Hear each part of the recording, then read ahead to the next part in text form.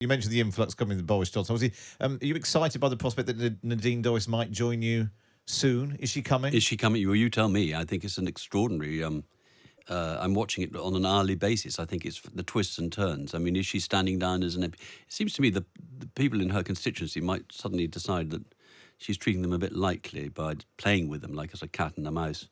But now she's demanding all kinds of information from people who've blocked her peerage, and it's a bit tawdry, the whole thing, isn't it, I think? And what about, have you been shocked by the verdict that Boris Johnson might not have told the truth?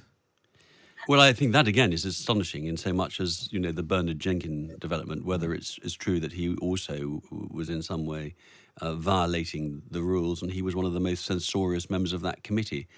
Does that invalidate the findings of that committee? Probably not, but it just makes the whole thing even more of a mess, really. What's your message to Boris Johnson now?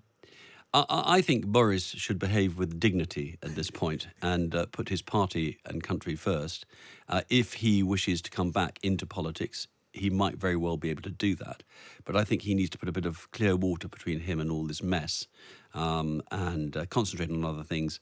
And if he wants to come back, he should leave it a little bit and then see what options there are. In the interest of balance, Jenny, what have you made it of all?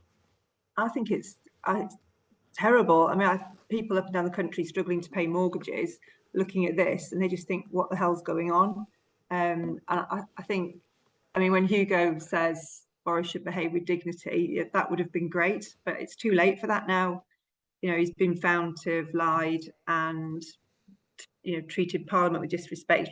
He treated the office of Prime Minister with disrespect, and I just think he's got no future role in the governance of the country.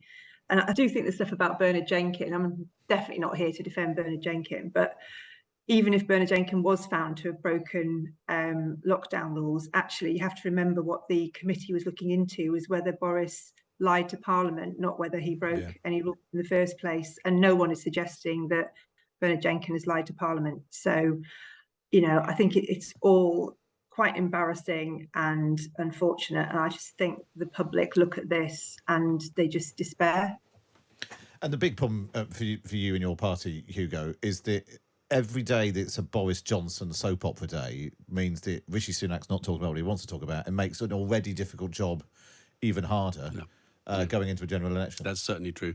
And, Rishi and his team must be tearing their hair out at this point, and they're trying to get out all the policies they're rolling out and sticking to the, I think, 5 issues he's going to fight the election on. But all people are seeing is, Nadine Dorries struggling to get into the Lords and Boris marauding around the place and other MPs not being as perhaps straight as they should be. I don't think people like the hypocrisy of it all. I take Jenny's point about what the committee was actually doing, but if one of the leading prosecuting counsels of that committee was doing something similar, it kind of, people find that pretty hypocritical, I think.